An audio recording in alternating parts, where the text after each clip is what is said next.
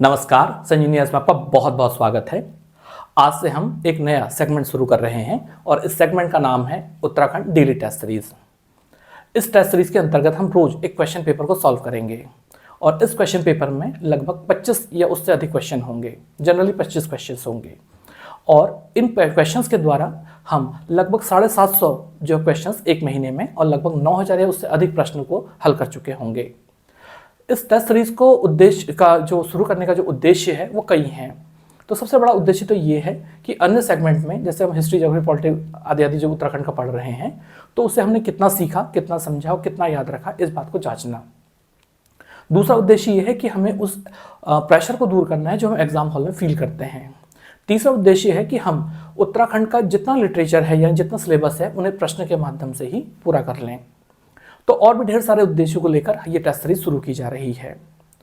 आरंभ में कुछ दिनों के लिए टेस्ट सीरीज, हालांकि इसका नाम डेली टेस्ट सीरीज है, लेकिन ये कुछ रुक रुक के आएगी क्योंकि अभी हमें और भी ढेर सारे सेगमेंट स्टार्ट करने हैं और कुछ टेक्निकल चीज़ों को लेके आना है।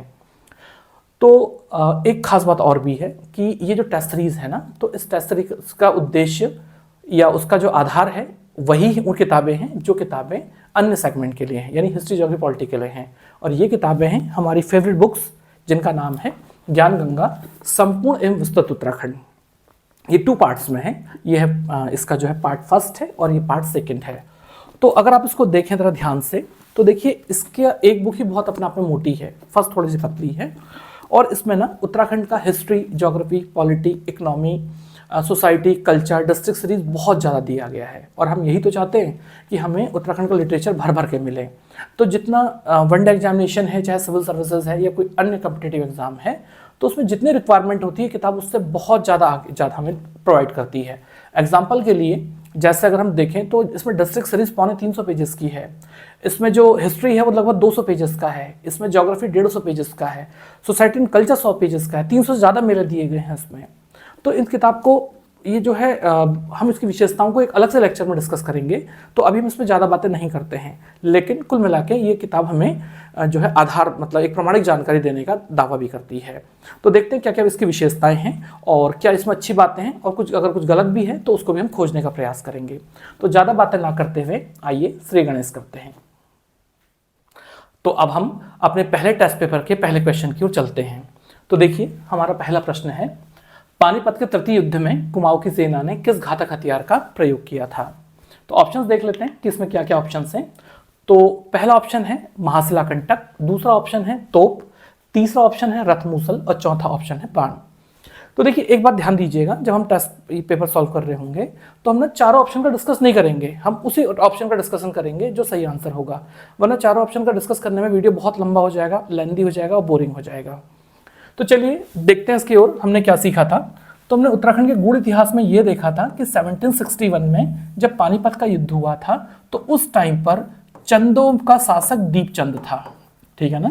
और जो चंदों का शासक दीपचंद था, दीपचंद, तो इसके समय ना ये चंदों ने अफगानों का साथ यानी अहमद शाह अब्दाली का साथ दिया था और इन्होंने 4000 सैनिकों की एक सेना मराठों के विरुद्ध भेजी थी और इस सेना का नेतृत्व बीरबल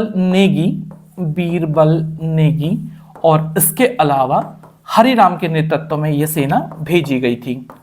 और ये जो सेना है ना, तो इस सेना का नेतृत्व ये जो रुहेला सरदार है, रुहेला सरदार हाफिज रहमत खान ने किया था। हाफिज रहमत खान वो भी अपनी सेना लेके आया था और इसके अलावा नजीबुद्दौला जो कि नजीमाबाद का नजीबुद्दौला ये भी अपनी सेना लेकर आया था।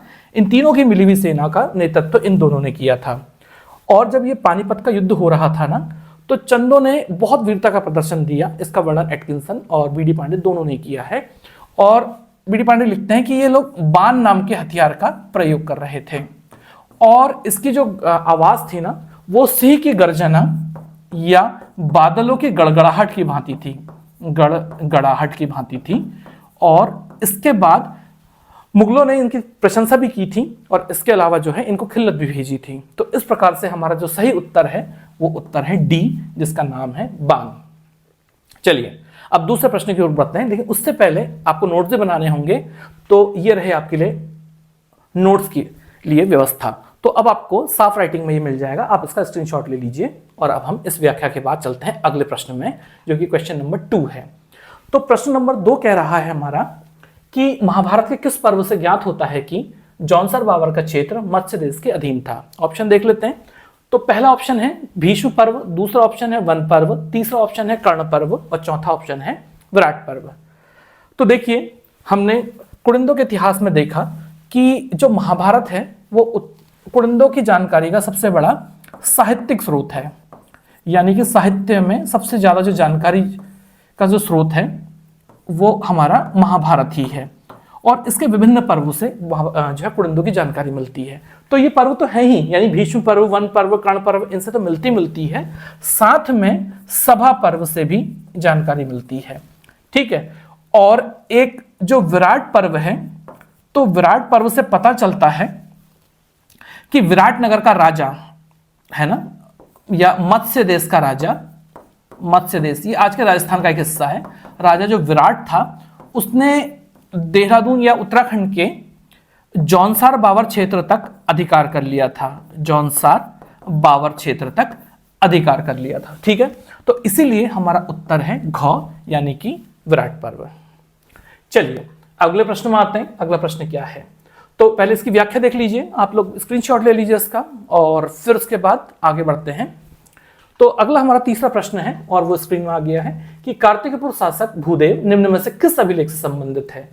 तो देखिए, ये हमारा जो है ना, देखा जाए तो पहला हमने महान वंश कुड़िंद वंश पढ़ा, और उसके बाद जो दूसरा बड़ा वंश आ रहा है हमारा कार्तिकपुर वंश आ रहा है। और जो कार्तिकपुर वंश है, तो शुरुआत में आपको याद होगा हमने कहा था कि विद्वानों के पास अभिलेख या प्रमाण कम थे, तो वो कार्तिकपुर कत्यूरी को एक ही समझते थे। लेकिन आधुनिक शोध इनको अलग अलग जो है राजवंश ठहराते हैं, जो कि अलग अलग समय पर शासन कर रहे थे। तो इनका एक शासक है जिसका नाम है भूदेव। अच्छा, हमने ऑप्शन नहीं लिए ना क्या, तो चलिए इसके बारे में बात कर लेते हैं कि हमने ऑप्शन क्यों नहीं लिए हैं, जल्दीबाजी, पहला पेपर है ना। चलिए, तो बागेश्वर मंदिर शिलालेख, बालेश्वर मंदिर शिलालेख, कंडारा शिलालेख और पांडुकेश्वर शिलालेख। तो देखिए इसको ध्यान से, हमने पढ़ा था जो भूदेव नाम का राजा है, तो इसने ना बागेश्वर मंदिर इसका एक बागेश्वर मंदिर से एक शिलालेख प्राप्त हुआ। लेकिन अब ये शिलालेख है नहीं, बल्कि एटकिंसन ने इस शिलालेख को देखा था, उन्होंने इसका अनुवाद किया था, और जो भी अभी स्रोत उपलब्ध है वो एटकिंसन का ही विवरण है। तो इस शिलालेख से ना 8 कार्तिकेयपुर शासकों के नाम प्राप्त होते हैं, इंक्लूडिंग भूदेव, और ये सबसे महत्वपूर्ण स्रोत है कार्तिकेयपुर वंश को जानने का। तो देखते हो 8 राजा कौन से हैं। तो पहला राजा तो इस वंश का संस्थापक ही है, जिसका नाम बसंतन देव है। ठीक है ना। फिर उसके अगला शासक का नाम मिट चुका है, मिटा हुआ नाम है।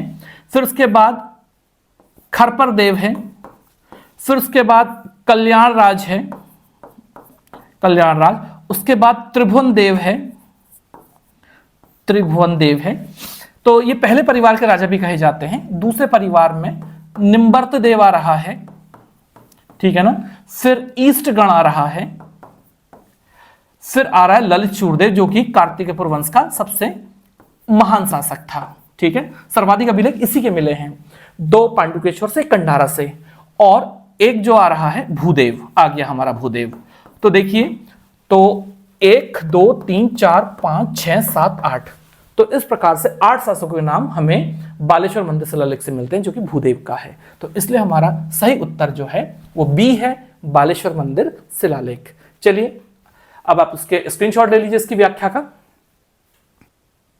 चलिए, आपने इसको स्क्रीनशॉट ले लिया होगा। तो ये है हमारा प्रश्न, और प्रश्न नंबर 3। अच्छा, ओहो, बागेश्वर मंदिर शिलालेख। ठीक है, तो बागेश्वर मंदिर शिलालेख को आप याद रखिएगा, क्योंकि ये इससे संबंधित ढेर सारे प्रश्न हमारे आने वाले टेस्ट पेपर में भी बनेंगे। तो आगे चलते हैं, ये रही थी व्याख्या, और उसके बाद हम चलते हैं अगले शासक के पास या अगले प्रश्न के पास। और यह है हमारा प्रश्न नंबर 4, कुलसारी अभिलेख से किस कत्यूरी शासक के नाम का उल्लेख प्राप्त होता है। तो देखिए, कार्तिकेयपुर वंश के बाद कौन सा वंश आया, कत्यूरी, जो कि उत्तराखंड के सबसे फेमस वंशों में से एक है। तो ना इसमें पहले इसके ऑप्शन देखते हैं कि कौन कौन से हैं। तो हाँ, पहला जो ऑप्शन है इसमें वो है कटारमल, दूसरा है ब्रह्मदेव, तीसरा है जतपाल देव और चौथा है उपरोक्त सही। तो देखिए, अगर हम जरा ध्यान से देखें इस बात को, तो ये जो कत्यूरी वंश है, तो इसके ना 2 राजाओं के नाम ही हमें अभिलेखों से मिलते हैं। एक का नाम है हमारा जतपाल देव, जतपाल देव, और एक का नाम है हमारा कटारमल। ठीक है, तो अगर हम इसके बारे में बात करें तो कटारमल की जानकारी हमें कटारमल सूर्य मंदिर से मिलती है, इसको हम बाड़ादित्य मंदिर भी कहते हैं। और जतपाल देव की जानकारी जो मिलती है हमें कुलसारी मंदिर अभिलेख से मिलती है, कुलसारी मंदिर अभिलेख से मिलती है। तो अब इसमें क्या खास बात है, इसको भी देख लीजिए। तो हुआ यह था ना कि एक बार राजा जतपाल हैं, वो अपनी रानी कसाड़ी रानी के साथ, कसाड़ी रानी, याद रखिएगा इसको, कसाड़ी रानी के साथ बद्रीनाथ जा रहे थे। तो चमोली में ना एक जगह है जिसका नाम है कुलसारी, तो वो इस स्थान पर रुके और यहां पर उन्होंने एक मंदिर का निर्माण कराया। उसकी मूर्ति पर एक अभिलेख लिखा हुआ है जिसे कुलसारी मूर्ति अभिलेख भी कहते हैं, हमने यहाँ पे कुलसारी अभिलेख लिखा हुआ है। तो इससे इस राजा के बारे में जानकारी मिलती है। तो इसलिए कुलसारी अभिलेख से किस कत्यूरी शासक के नाम का उल्लेख प्राप्त होता है, तो हम कहेंगे राजा जतपाल देव यानी कि गौ। ठीक है, चलिए अब इसकी सरल व्याख्या ले लेते हैं। आप इसका स्क्रीनशॉट लीजिए, आपने ले लिया होगा स्क्रीनशॉट इसका। अब बात करते हैं अगले क्वेश्चन की ओर बढ़ते हैं।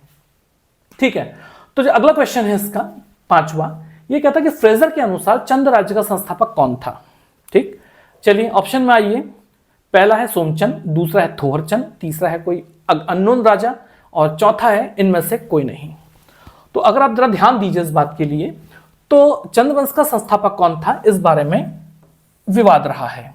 ठीक है, तो विद्वानों का एक वर्ग है जिसमें फ्रेजर है, जिसमें हैमिल्टन है, हैमिल्टन, और जिसमें आधुनिक राइटर डॉक्टर कटौच है ना।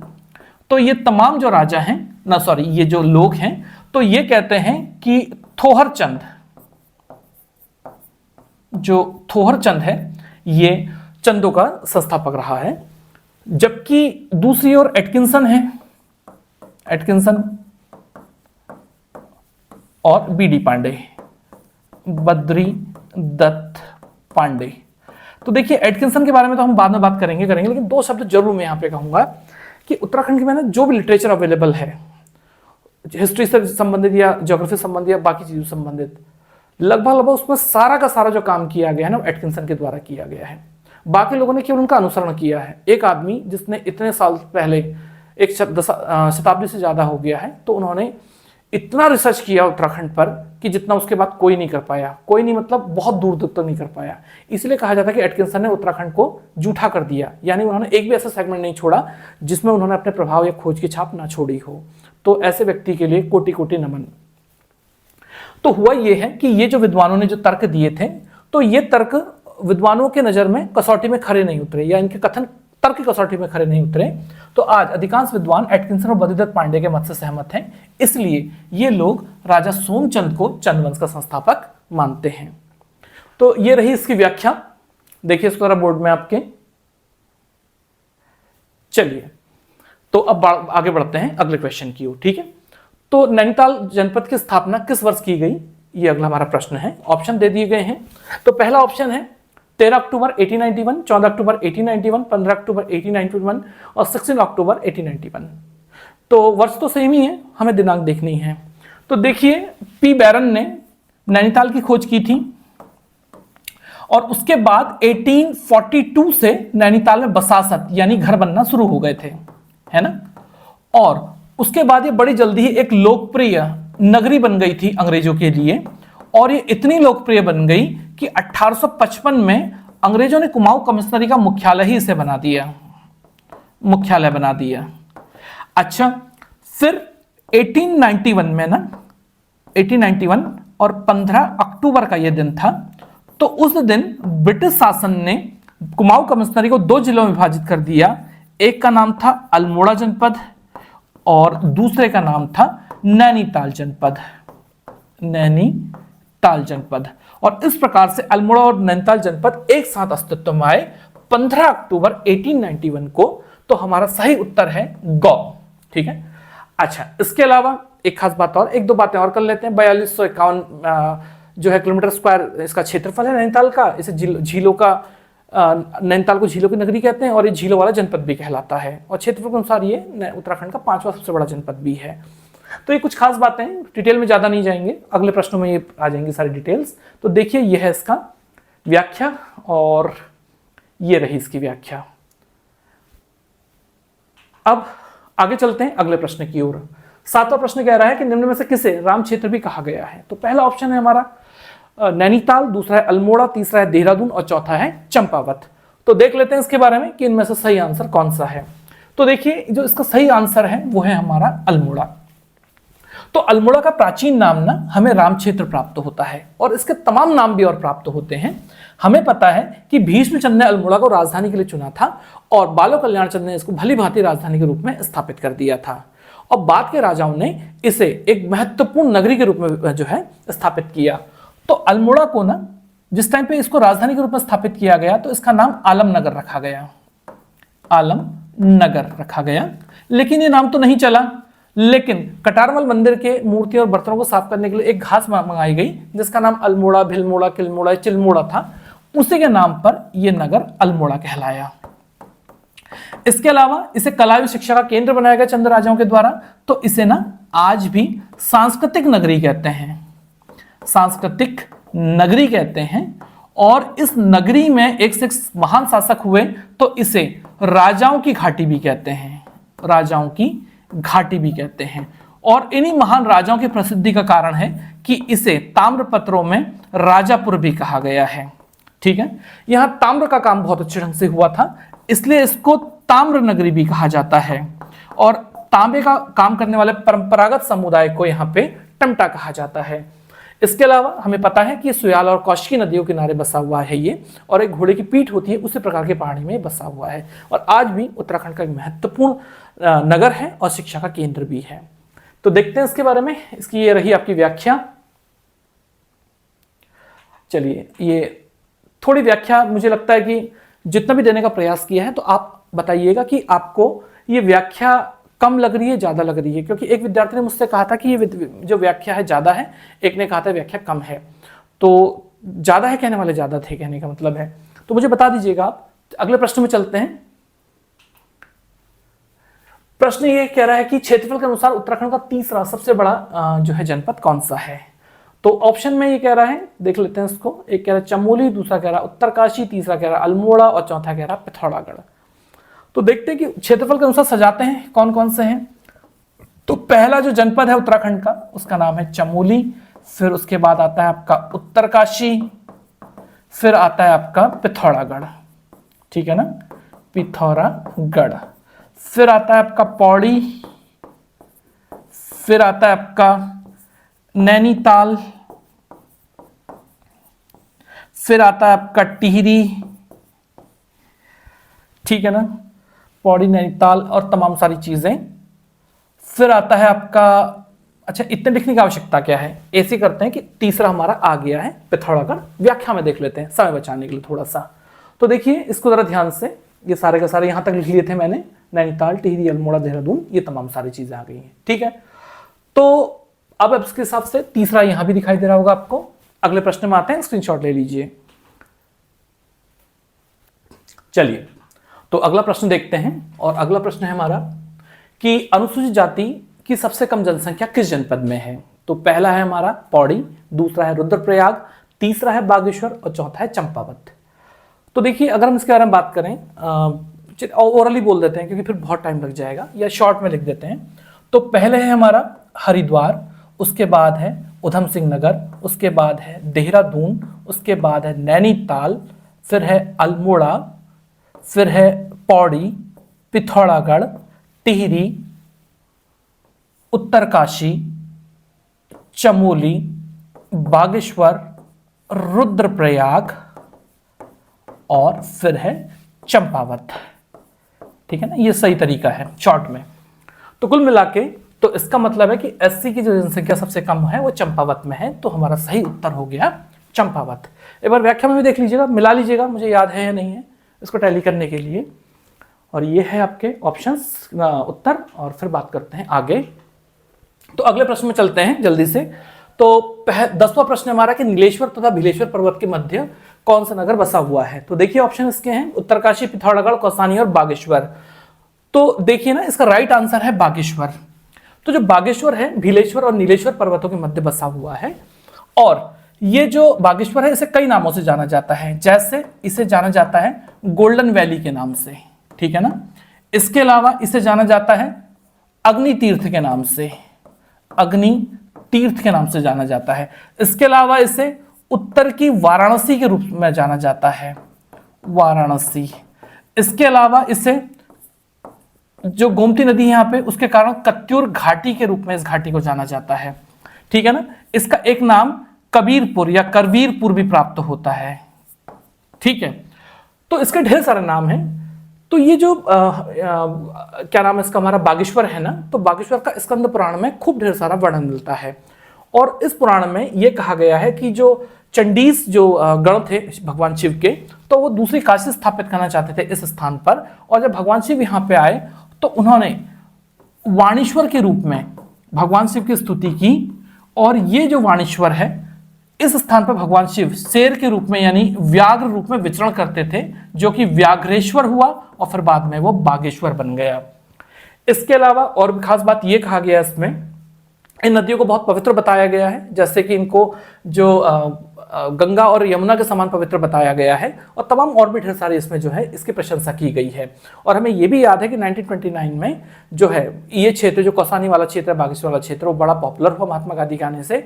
और उससे पहले 1921 में यहाँ पे कुली बेगार प्रथा का भी जो है उन्मूलन किया गया। तो ये है हमारा बागेश्वर।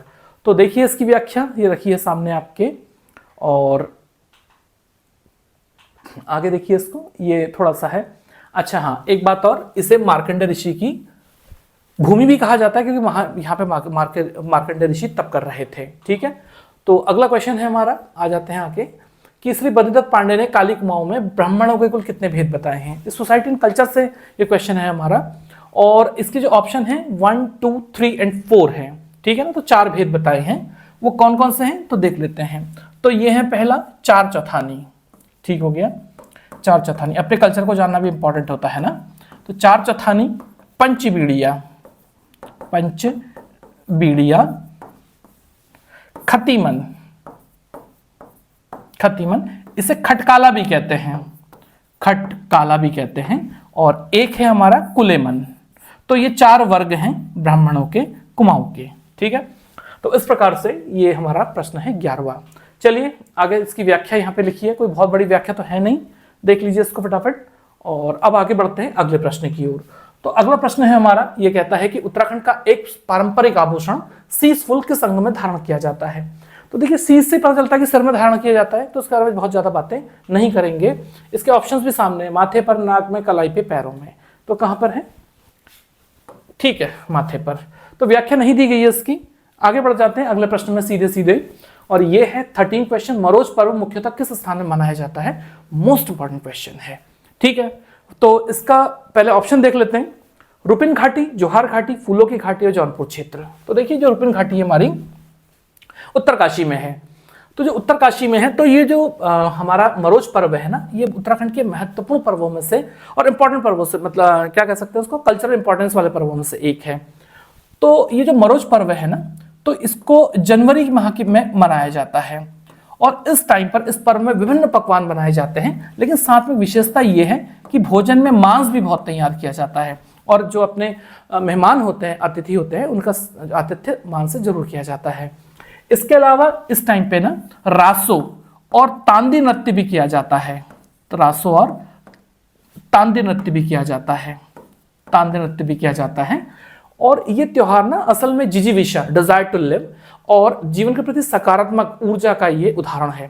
वो इसलिए क्योंकि पूर्व काल में यहाँ ढेर सारी जो है भारी हिमपात होता था, और लोगों को पशुपालन करना होता था। पूरे 11 महीने वो काम करते थे, और जब 1 महीना बचता था तो वो जीवन को उत्साह के साथ जो है जीते थे। तो उसी की स्मृति में जो है ये मरोज पर्व है। इसके अलावा एक खास बात और, खास बात ये है ना कि उत्तरकाशी में कुछ महत्वपूर्ण घाटियां भी हैं, उनके नाम भी आप सुन लीजिए थोड़ा सा। यह हम अगले प्रश्न में भी देख लेंगे वैसे उत्तरकाशी में। तो ये हमें समझ में आ गया होगा कि रुपिन घाटी में जो है हमारा मरोज पर्व मनाया जाता है, ठीक है। तो आगे बात करते हैं। तो यह रही इसकी व्याख्या, और अगले प्रश्न में चलते हैं। प्रसिद्ध झोड़ा नृत्य जो है को गढ़वाल में क्या कहा जाता है। तो ऑप्शन है हमारे झुमैलो, चौफला, चांचरी और तांदी। तो देखिए ये जो इसका राइट आंसर है ना वो है चांचरी। और झोड़ा और चांचरी में मेन डिफरेंस ये होता है कि जो चांचरी है इसकी गति थोड़ा सा धीमी होती है। तो झोड़ा और चांचरी की विशेषता ये है कि ये स्त्री और पुरुष का एक श्रृंगारिक ना, श्रृंगारिक, मेरी स्पेलिंग्स कई बार मुश्किल हो जाती है हिंदी में, हाँ। तो श्रृंगारिक जो है ये क्या है, हमारा नृत्य है। और इसमें ना जो पुरुष हैं वो कुर्ता पजामा पहनते हैं व्हाइट कलर का, वेस्ट कोट होता है ब्लैक, कमर में उनका जो है एक रंगीन रुमाल होता है और सर पे रंगीन चादर होती है। और उसमें जो मुख्य गायक होता है वो एक घेरे के बीच में हुड़का बजाता है, ठीक है। तो ये इसकी विशेषता रहती है। और इसमें जो है ये जो गीत है ये हमारे लिए मतलब कुमाऊं गढ़वाल में दोनों ही बहुत ज्यादा पॉपुलर होते हैं। तो इसलिए राइट आंसर हमारा है गौ चांचरी, ठीक है। अगले प्रश्न में आइए, अगला प्रश्न क्या कहता है देखते हैं इसको। तो ये इसकी व्याख्या हो गई है। आगे बात करते हैं अगले उसमें कि निम्न में से कौन सा पर्व अश्विन मास की संक्रांति को मनाया जाता है। पहला है अनंत चौदस, दूसरा है गणेश चतुर्थी, तीसरा है फूल संक्रांत और चौथा है खतड़वा। तो इसका सही उत्तर है खतड़वा। तो अगर इस खतड़वे को देखा जाए तो हमने ये देखा था कि जब गढ़वाल का राजा ना, हाँ ठीक है, तो यहां से ले लेते हैं, जब कुमाऊं का जो राजा था लक्ष्मी चंद था तो उसने 7 असफल आक्रमण किए और इस टाइम पे मानशाह पवारों का राजा था और इन 7 के साथ में मानसा ने अपनी वीरता का परिचय देते हुए इस लक्ष्मीचंद को हरा दिया। बड़े शर्म की बात हो गई इसके लिए। और उसके बाद इसने 8वें आक्रमण में अपने सेनापति जो है खतड़ सिंह, गैंडा सिंह को या गैड़ा सिंह को भेजा, ठीक है ना, गैड़ा सिंह को भेजा। और इस गैड़ा सिंह ने मानशाह के सेनापति खतड़ सिंह को पराजित कर दिया। तो बड़ी मुश्किल से जीत मिली थी, हालांकि बहुत बड़ी जीत नहीं थी, लेकिन तो भी इसे बड़ी खुशियों के साथ मनाया गया। और यह सूचना घास के जो ढेर है उसको जला के दी गई और तब से ही एक त्योहार मनाया गया जिसे खतड़वा कहते हैं और इसमें खतड़ सिंह का पुतला जलाया जाता है। इस समय के साथ साथ कुछ और परंपराएं भी जुड़ गई, जैसे इसको गाय का त्योहार कहते हैं और इसको माना जाता है कि इस त्योहार को मनाने से जो पशु हैं, मेनली दुधारू पशु, वो जो है स्वस्थ रहते हैं। ऐसा भी कहा जाता है शायद कि इस युद्ध में जो ये लक्ष्मी चंद है इसने गाय की सहायता ली थी, इसलिए इसे गाय का त्योहार कहते हैं और बच्चे एक गीत भी गाते हैं इसमें। तो ये है हमारा राइट आंसर खतड़वा। चलिए आगे देख लेते हैं, इसकी व्याख्या में डिटेल बातें लिखी गई हैं। और एक गाना ये है, आपने सभी ने सुना होगा शायद, जो मेनली उत्तराखंड से हैं, कि भैलो जी भैलो या भैलो जी भैलो भैलो खतड़वा, गैड़ा की जीत खतड़ की हार, गैड़ा पड़ो श्योल खतड़ पड़ो भ्योल। यानी कि गैड़ा जो है वो जीत गया, खतड़ सिंह हार गया, गैड़ा पड़ो श्योल और खतड़ गए भ्योल, यानी कि वो जो खतड़ सिंह है वो पहाड़ी से नीचे गिर गया, आदि आदि बातें। चलिए अब बात कर लेते हैं आगे। 16वां प्रश्न है हमारा, उत्तराखंड में महान हिमालय की विशेषता कहे जाने वाले मखमली घास के छोटे छोटे मैदानों को स्थानीय भाषा में क्या कहा जाता है। तो पहला है मर्ग, दूसरा है बुग्याल, तीसरा है चाल और चौथा है सेरा। तो देखिए जरा ध्यान से देखिएगा इस बात के लिए, जो महान हिमालय है ना इसे हिमाद्री भी कहते हैं हम। तो यहाँ पे क्या होता है, ध्यान से सुनिएगा इस बात के लिए। तो ये बहुत सबसे ऊंची श्रृंखला हिमालय की, महान हिमालय और शिवालिक हिमालय से मध्य हिमालय और शिवालिक हिमालय से ज्यादा बड़ी है।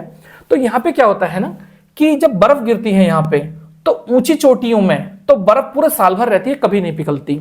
लेकिन उससे जो ये बर्फ की रेखा है उससे नीचे वाले हिस्से में बर्फ पिघलने लगती है और ये तभी होता है जब गर्मी के दिन आते हैं। लेकिन यहाँ पे जो गर्मी के दिन है या गर्मी के महीने हैं वो 4 से 6 महीने के बीच में रहता है और बाकी समय में यहाँ पे हमेशा बर्फ पिघली रहती है।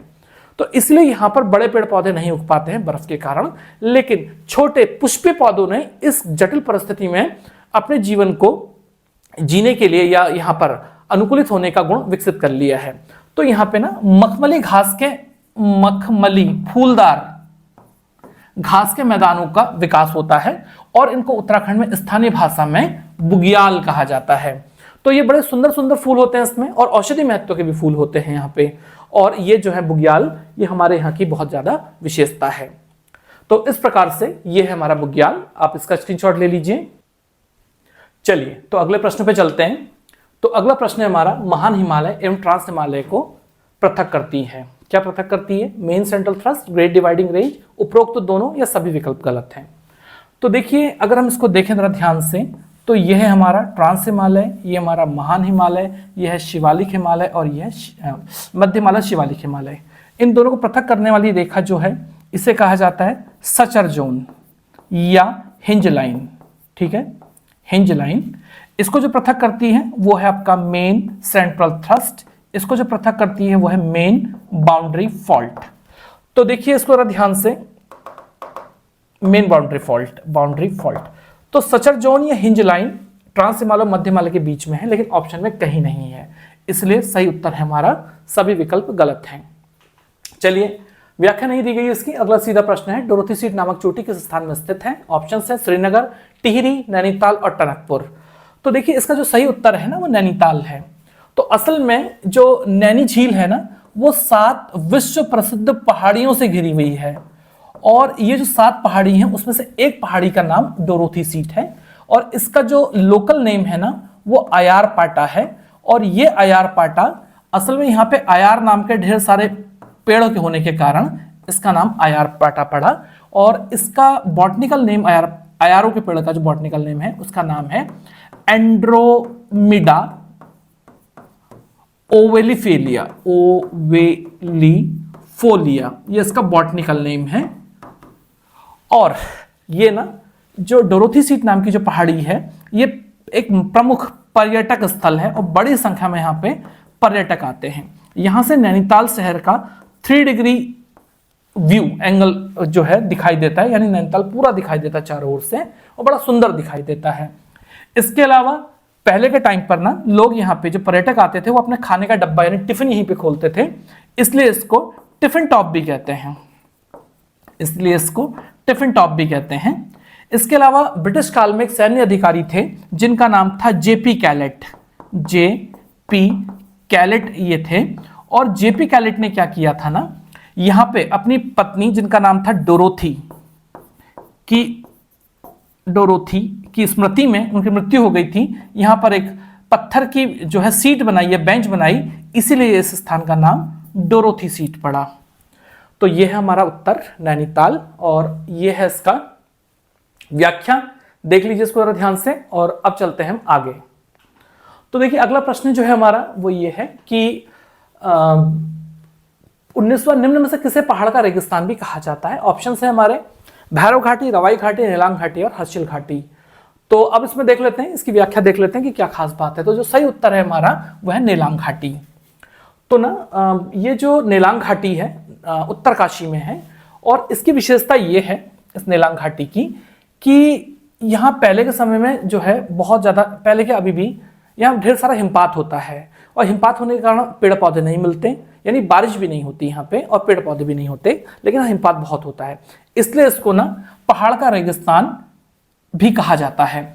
अच्छा, इसके अलावा और क्या खास बात है, इसको उत्तराखंड का लद्दाख भी कहते हैं, इसे उत्तराखंड का लद्दाख भी कहते हैं।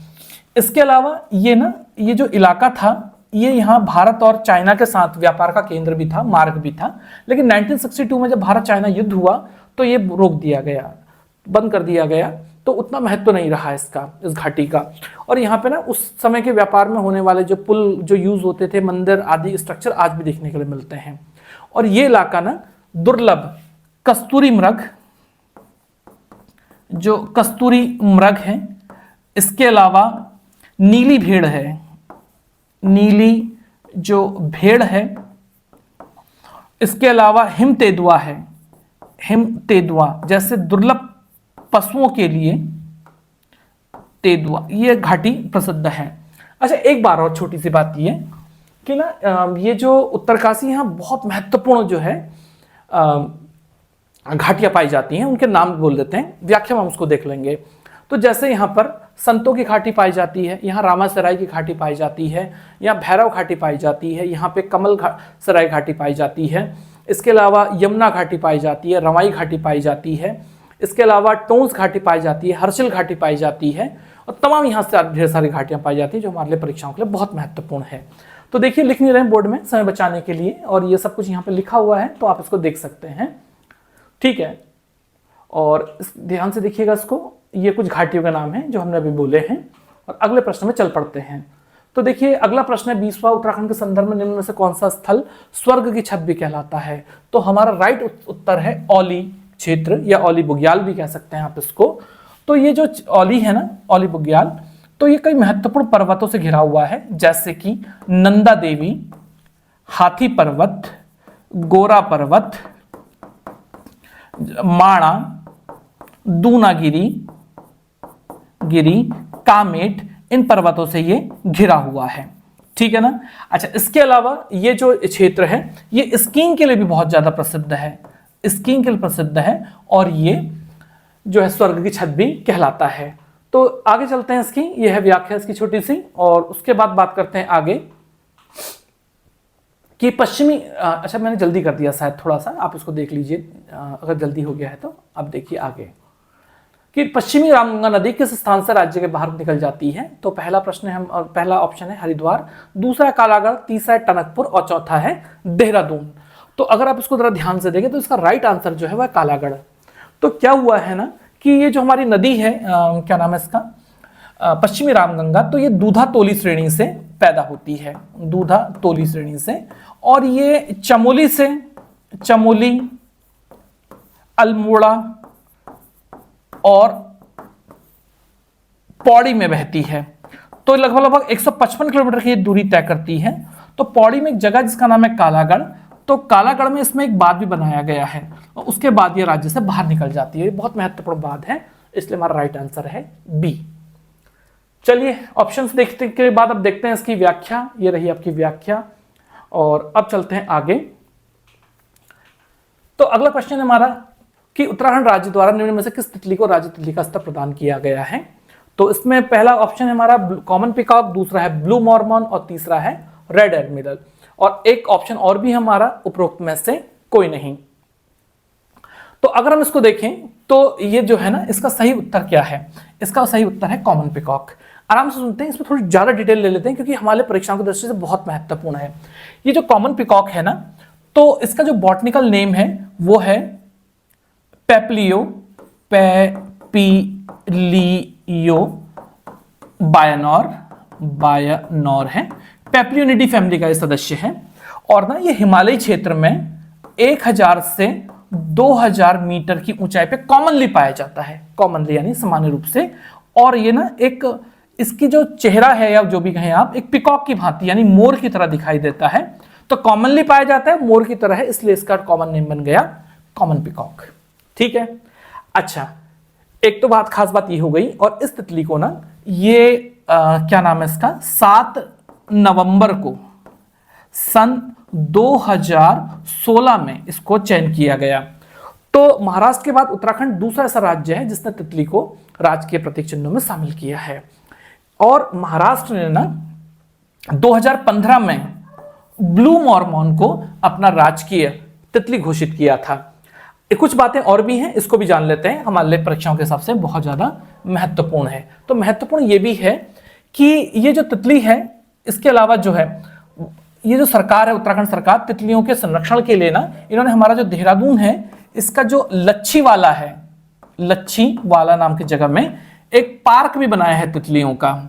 अब हम पार्क की बात कर रहे हैं तो संग्रहालय की भी बात कर लेते हैं। तो एशिया का जो सबसे बड़ा जो संग्रहालय है ना, तो वो हमारे भीमताल में है, भीमताल। ठीक है। और यहां पर फ्रेडरिक स्मेटाचेक, फ्रेडरिक, और उनके बाद तो उनके बेटे भी आ गए थे, फ्रेडरिक स्मेटाचेक, ठीक है, सीनियर। तो उन्होंने इसकी नींव रखी थी। इसके अलावा एक खास बात और सुन लीजिए जरा ध्यान से, 2017 में ना, 2017 में भारत का जो सबसे बड़ा कीट मिला है हमें, इसका नाम है एटलस मॉथ। एटलस मॉथ लगता तो तितली जैसा है, लेकिन ये एक कीट है। और इसको जो खोज हुई है ना, ये हमारे ज्योलिकोट से हुई है। और ये जो ज्योलिकोट है, अगर हम इसके बारे में बात करते हैं तो 2018 की बात कर लेते हैं लगे हाथों। तो 2018 में ना जो हमारा डीडी हार्ट है, तो इस डीडी हार्ट से भारत की सबसे बड़ी तितली मिली है, और इस तितली का नाम है ट्राइडस अयूकस। तो ट्राइडस अयूकस जो है ये हमारी सबसे बड़ी तितली है। और इसकी खास बात क्या है कि इसको ना गोल्ड बर्ड विंग नाम से भी जाना जाता है। तो ये महत्वपूर्ण है, इसके बारे में देखिए। ये अपना क्या नाम है इसका, आप व्याख्या ले लीजिए इसकी, या अपने स्क्रीनशॉट ले लीजिए इस प्रकार से। ठीक है। और ये है हमारा तीसरा पेज इसका।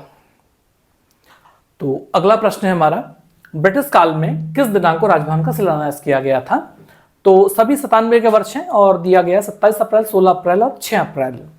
तो देखिए क्या हुआ है ना, जो पश्चिमोत्तर प्रांत था, तो इस पश्चिमोत्तर प्रांत के गवर्नर के ठहराने के लिए घर बनाने की बात हुई थी, जिसको गवर्नमेंट हाउस नाम दिया गया। और इसको बनाने के लिए, जिसे आज राजभवन कहते हैं, और इसका निर्माण नैनीताल में किया गया। तो उत्तराखंड ऐसा राज्य है जहां 2 राजभवन हैं, एक देहरादून में है और एक नैनीताल में है। तो इसमें क्या खास बात है ना, तो इसको जो है फ्रेडरिक विलियम स्टीवंस इसके जो है डिजाइन तैयार किया था, यानी वो इसके आर्किटेक्ट थे। और इसके अलावा FOW ऑरेटल इस टाइम पे अधिशासी अभियंता थे, यानी इंजीनियर थे। तो हुआ यह है कि 27 अप्रैल को 1897 को इसका शिलान्यास किया गया और सन 1900 में बनकर तैयार हो गया। और स्वतंत्रता के पश्चात सरोजनी नायडू पहली ऐसी महिला थी जो इस जगह पर ठहरी थी। इसके अलावा जब राज्य गठन हुआ तो जो सुरजीत सिंह, पहले हम लिख देते हैं सरोजनी नायडू और सुरजीत सिंह बरनाला, ये हमारे वो राज्यपाल रहे जिन्होंने इस राजभवन को आम जनता के लिए भी खुलवा दिया। तो ये बड़े ही लोकप्रिय पर्यटक स्थलों में से एक है, देखने लायक जगह है, जरूर आइएगा आप। और दूसरी बात ये है कि इसी के बगल, इसका गोल्फ कोर्स भी बहुत फेमस है, और इसी के गोल्फ कोर्स के बगल में एक गुफा है जिसको प्रसिद्ध डाकू सुल्ताना की गुफा कहा जाता है। तो देखिए यह है इसकी व्याख्या, 2 पेजेस में। अब चलते हैं अगले प्रश्न की ओर। राजधानी चयन के लिए नियुक्त आयोग के अध्यक्ष कौन थे? तो पहला है मोहनलाल दीक्षित, सोहनलाल दीक्षित, विजय दीक्षित और वीरेंद्र दीक्षित। तो सही उत्तर है वीरेंद्र दीक्षित, ये पूर्व न्यायाधीश रहे हैं। तो सन 2000 में हमारे राज्य का गठन हुआ और उस टाइम पे देहरादून को जो है अस्थाई जो है राजधानी बना दिया गया और राजधानी चयन का प्रश्न भविष्य पे छोड़ दिया गया।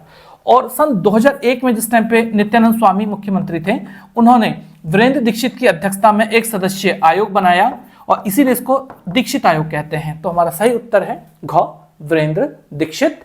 और ये रही इसकी व्याख्या, देखिए आराम से इसको स्क्रीनशॉट लीजिए इसका और आगे बढ़ते हैं। तो अब हमारा जो है अंतिम प्रश्न है, उत्तराखंड सरकार में वर्तमान मुख्य सचिव कौन है? तो पहला है ओम प्रकाश, SS संधू, राधा रतूड़ी और अजय विक्रम सिंह।